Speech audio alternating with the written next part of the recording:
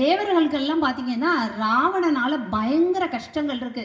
ஓடி போய் பெருமாள் கிட்ட போய் அங்க ஐயோ எங்களால இருக்க முடியல, ராவணன் தொல்லை கொடுக்கா, இங்குள்ள பெண்மணிகள் எல்லாத்தையும் அவன் கவர்ந்துட்டு போயிட்டான், நாங்க என்ன செய்யனே தெரியல.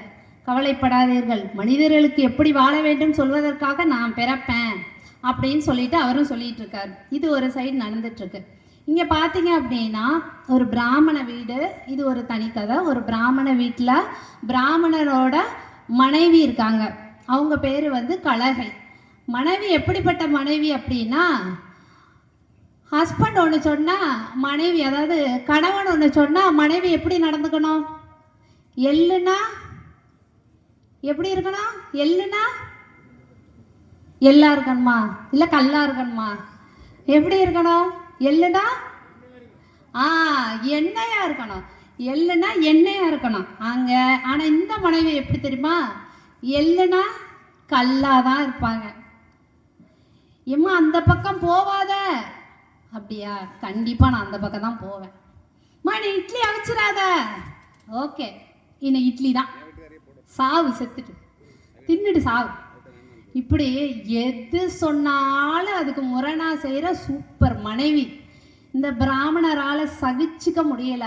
அவரும் டெய்லி என்ன பண்ணன்னு கஷ்டப்படும் போது அவர் கூட வந்த பிராமணர் சொல்றாரு, நீர் ஏன் எள்ளு வேணும்னா எள்ளுங்கிறீரு, என்ன வேணும்னா எள்ளு வேணும்னு சொல்லும், தோசை வேணும்னா இட்லி வேணும்னு சொல்லும், அவங்க தோசை தந்துட போறாங்க அவ்வளோதான் அப்படின்னு சொன்னோடனே சரி நம்ம அதை ட்ரை பண்ணி பார்ப்போம்னு சொல்லிட்டு அவங்களாம் அவர் என்ன சொன்னாலும் அவருக்கு என்ன தேவையோ அதுக்கு எதிர்மறையா சொல்லுவார்.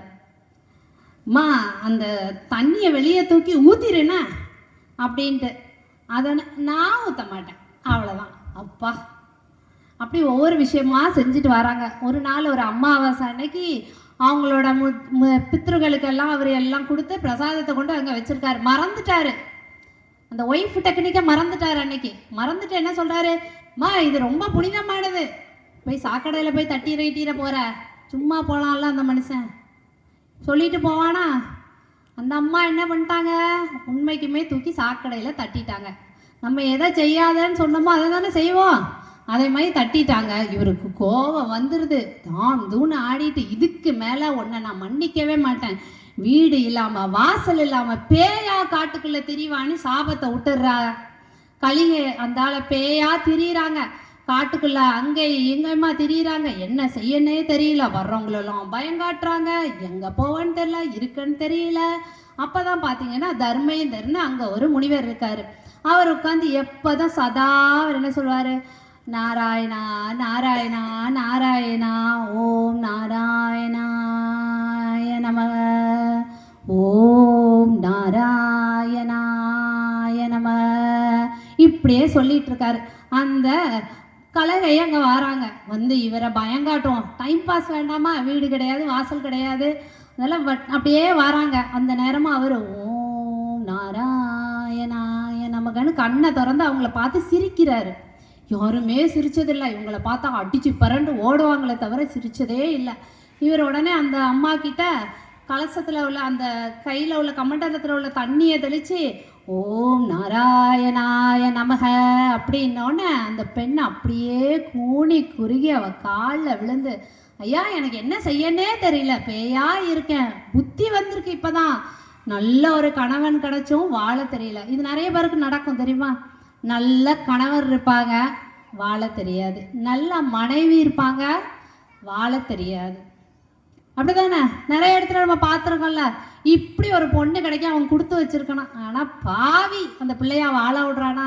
இல்லை இப்படி ஒரு கணவர் கிடைக்க கொடுத்து வச்சிருக்கணும், அவளுக்கு புத்தி இருக்கா? சொல்லுவோம்ல, ஜாடிக்கேத்த மூடி எல்லாத்துக்கும் அமைஞ்சிருக்கா? இல்லை. என்ன செய்ய, ஜாடியா இருந்தாலும் சரி கப்பா இருந்தாலும் சரி அதை வச்சு தான் வாழணும் அப்படின்னு நிறைய பேர் வாழ்ந்துட்டு இருக்காங்க. அதே மாதிரி அவ சொல்றா, நல்ல கணவன் கிடைச்சாங்க, நான் வாழ்க்கையை விட்டுட்டேன், நான் எங்க செய்ய? இப்போ தர்மேந்திரர் சொல்றாரு, கவலைப்படாதமா, நான் இத்தனை காலங்காலம் தவம் செய்து வரேன், பலையாயிரம் காலங்களாக தவம் செய்துட்டு வரேன், என்னோட தவத்தால் கிடைச்ச பலன்ல பாதியை நான் உனக்கு தந்துடுறேன், உனக்கு மோட்சம் கிடைச்சிடும், நீ அங்கே எங்கே அலைய வேண்டாம்னு ஒரு செகண்ட்ல அவர் சொன்னதுதான் பாதி பலன் அந்த அம்மாவுக்கு போச்சு. அவங்க ரெண்டு பேரும் பார்த்தீங்கன்னா டக்குன்னு வைகுண்டத்துக்கு போய் சேர்ந்துட்டாங்க, பெருமாள் கிட்ட போய் சேர்ந்துட்டாங்க. பெருமாளை போய் வணங்கி நிற்காங்க. இந்த அம்மா எவ்வளோ பாவம் செஞ்சாலும், இது ஒரு உதாரணம், நமக்கு எவ்வளோதான் பாவம் செஞ்சாலும் உள் மனசோட நம்ம அந்த பாவத்தை என்ன செஞ்சுருக்கணும், நம்ம அந்த பாவத்தை புரிஞ்சு என்னை மன்னிச்சுக்கோங்க நம்ம சொல்லும் போது கண்டிப்பாக நமக்கு மோட்சம் உண்டு. அது இது ஒரு உதாரணம். அது ரன்னிங் ரேஸ் ஏதோ நடக்குது போல, அதனால கிராஸ் ஆகுது, அதுக்கு ரொம்ப ஆசை. அதனால சரி, அந்த மாதிரி அவங்களும் சொன்னவொடனே அவர் சொல்கிறாரு, ஓகே நீங்கள் இவ்வளோ பெரிய புண்ணியம், அதாவது இந்த விட்டு கொடுத்தாரு கெட்டு போவதில்லைன்னு சொல்லுவாங்களே, யாராவது கொடுப்பாங்களோ, அவங்க இத்தனை காலமாக கஷ்டப்பட்டு நான் சேர்ப்பேனா, நோகாமல் உனக்கு கொடுப்பேனா சொல்லுவாங்கல்ல. ஒருத்தர் கேட்டால், நான் இத்தனை கோலமாக கஷ்டப்பட்டு சம்பாதிச்சேன், நீ கஷ்டப்படணும்னா நோகாமல், அப்படி இல்லை, கொடுக்கணும். அவன் செஞ்ச பாவத்துக்கு அவனுக்கு அதை சம்பாதிக்கிற ஒரு இதே கிடையாது. ஆனால் நம்ம கொடுத்து அவனை கையை தூக்குனா, விட்டு கொடுத்தார் ஒரு நாளும் கெட்டு போனதில்லை. அந்தால அவர் சொல்கிறாரு, பெருமாள் சொல்கிறாரு, வாங்க வாங்க ரிஷிகளே, நீங்கள் இவ்வளோ பெரிய புண்ணியத்தை செஞ்சுருக்கீங்க, உனக்கு தெரியாது, உங்களுக்கு இருக்கிற பிறவி இருக்குல்ல, பெரிய மன்னராக நீங்கள் பிறக்க போறீர்கள் அப்படின்னு சொல்லிட்டு அவங்கள சொல்கிறாங்க. அவங்க வேற யாரும் இல்லை, அந்த ரிஷி தான் தசரத மகாராஜாவாக பிறக்கார்.